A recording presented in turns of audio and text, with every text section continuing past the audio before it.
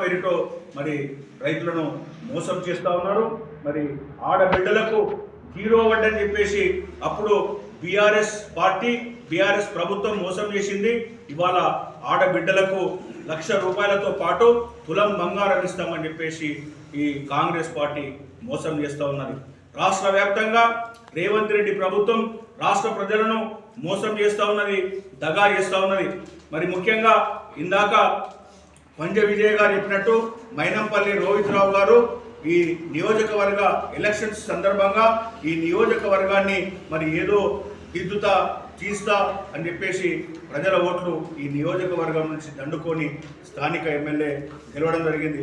మేము అడుగుతా ఉన్నాం, అయ్యా రోహిత్ రావు, ఎన్ఎస్ఎఫ్ షుగర్ ఫ్యాక్టరీని పునరుద్ధరణ చేస్తానని చెప్పినటువంటి నీ మాట ఎక్కడ వరకు జరిగింది అని చెప్పేసి మేము అడుగుతా ఉన్నాం.